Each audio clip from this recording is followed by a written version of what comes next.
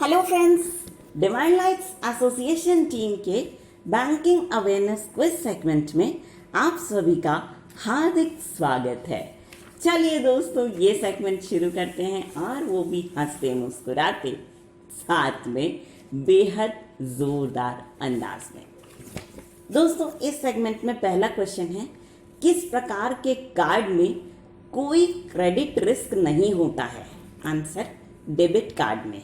ठीक है, एक होता है क्रेडिट कार्ड, उसमें क्रेडिट रिस्क तो होता ही है, ठीक है, लेकिन डेबिट कार्ड मतलब जितना पैसा आपके अकाउंट में है वही घटेगा, उसके अलावा कोई क्रेडिट आपको नहीं मिल सकता, तो इसलिए क्रेडिट रिस्क कोई डेबिट कार्ड में नहीं होता है।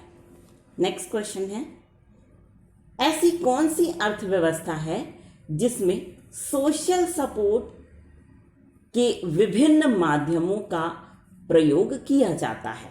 आंसर है पारंपरिक अर्थव्यवस्था या परंपरागत अर्थव्यवस्था यानी ट्रेडिशनल इकोनॉमी। इसमें क्या होता है, सोशल सपोर्ट यानी सामाजिक समर्थन के जितने भी आयाम हो सकते हैं, माध्यम हो सकते हैं, उनका प्रयोग किया जाता है। नेक्स्ट क्वेश्चन है, ADF का फुल फॉर्म क्या है? आंसर है ऑटोमेटेड डेटा फ्लो। क्या है? Automated data flow. Next question है, PPF अकाउंट की अवधि कितनी होती है? आंसर है 15 वर्ष होती है। ठीक है, 15 वर्षों में PPF अकाउंट मैच्योर होता है। ठीक है, अगर आपको इसको बढ़ाना है तो आपको 5 साल तक टाइम दिया जा सकता है। 5 साल तक आप उसको फिर से कंटिन्यू कर सकते हैं बढ़ाने के लिए, और मिनिमम 500 रुपये आपको डालना ज़रूरी रहता है। चाहे 15 साल पूरे हो गए, अगर आपको बढ़ाना है तब भी आपको ऐसा ही करना होता है PPF अकाउंट के लिए।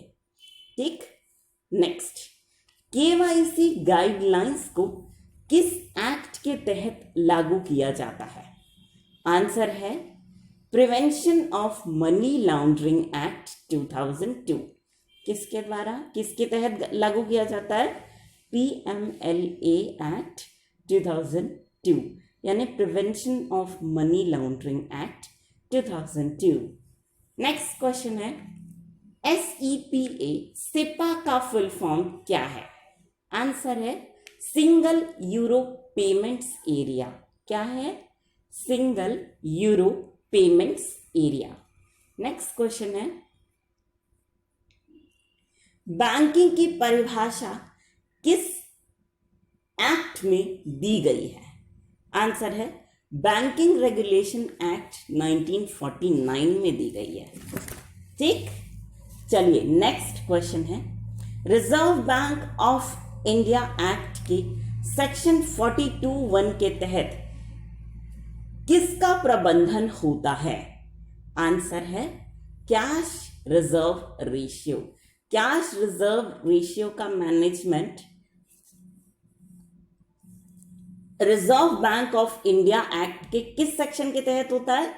42(1). ठीक है,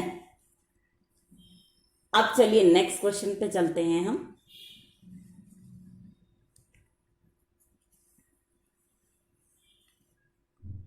काउंटर पर डिटेक्टेड स्प्यूरियस कॉइन्स को कहां भेजा जाता है? काउंटर पर डिटेक्टेड स्प्यूरियस कॉइन्स यानी बर्बाद कॉइन, बेकार कॉइन्स को कहां भेजा जाता है? आंसर है टेंडरर के पास। कहां पे? टेंडरर के पास। जिसने उस कॉइन का टेंडर आपको दिया है, जिसको भी मिला था उस कॉइन का टेंडर, उसके पास भेजा जाता है। और अगर टेंडरर ये कहता है कि नहीं जी, ये हमारी जिम्मेदारी पे नहीं बना है, वो नहीं मानता है अपनी जिम्मेदारी, नहीं लेता है अपना जो नैतिक जिम्मेदारी होता है उसको, तब वो अपने कॉस्ट पे वो कॉइन या सिक्के को कहाँ भेजेगा? मिंट में भेजेगा। मिंट यानी कि ऐसी जगह पे जहां पे सिक्के छापते हैं। ठीक, next, national sample survey office किस मंत्रालय के अधीन कार्य करता है? नेशनल सैंपल सर्वे ऑफिस किस मंत्रालय के अधीन कार्य करता है? आंसर है ministry of statistics and programme implementation. किसके तहत? Ministry of statistics and programme implementation. Next देखिए, सुकन्या समृद्धि अकाउंट जन्म से लेकर किस वर्ष की आयु तक खोला जा सकता है? आंसर 10 वर्ष की आयु तक, यानी 10 इयर्स के जब तक होते हैं तब तक हम खोल सकते हैं, उसके बाद नहीं। नेक्स्ट, स्मॉल फाइनेंस बैंक के लिए कम से कम कितनी पेड अप इक्विटी कैपिटल का होना आवश्यक है? आंसर 100 करोड़ रुपए, कम से कम 100 करोड़ रुपए की पूंजी का होना आपके लिए आवश्यक है।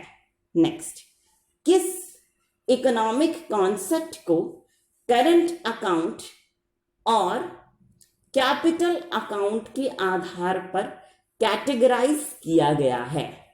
आंसर हुआ बैलेंस ऑफ पेमेंट्स। किस कॉन्सेप्ट को? Balance of payments. Next question, reserve bank small finance banks को बैंकिंग बिजनेस शुरू करने के लिए बैंकिंग रेगुलेशन एक्ट के किस सेक्शन के तहत लाइसेंस देती है? आंसर हुआ सेक्शन 22(1). किस सेक्शन के तहत? सेक्शन 22(1). ठीक, तो दोस्तों इसी सवाल के साथ हमारा ये सेगमेंट यहीं पर होता है खत्म। लेकिन हाँ, पूरा किया है काम हमने, जवाब भी आपको दे दिया है। वो अलग बात है कि हमने बोला गलत है कि इसी सवाल के साथ सेगमेंट खत्म होता है। तो दोस्तों ये तो हो गया आपका आपसे थोड़ा सा हंसी मजाक, लेकिन हम आपसे एक रिक्वेस्ट ज़रूर करेंगे कि आप सभी लोग इस सेगमेंट को दिल खोल करके एंजॉय कीजिए और साथ ही इसे उन लोगों तक ज़रूर से ज़रूर पहुंचाने की पूरी कोशिश कीजिएगा। My most dearest of the dearest friends, जो लोग इंटरनेट फैसिलिटी का लाभ नहीं उठा पा रहे हैं, है ना, तो इसी छोटे से रिक्वेस्ट के साथ हम आप सभी के ढेर सारे प्यार, जुनून, जज्बात और कड़ी मेहनत के साथ साथ आप सभी की उस कोशिश को भी दिल से सलाम करना चाहेंगे, जिसकी बदौलत ना सिर्फ आप सभी नई नई ऊंचाइयों को छू रहे हैं, बल्कि साथ ही आप सभी हर क्षेत्र में अपनी योग्यता का परचम लहरा पाने में भी भली भांति सक्षम है। तो दोस्तों इसी बात के साथ और इसी गर्व की भावना को अपने मन में संजोए हुए एक बार फिर पूरी डिवाइन लाइट्स एसोसिएशन टीम की ओर से हम आप सभी को कहना चाहेंगे दिल से प्यार भरा नमस्कार।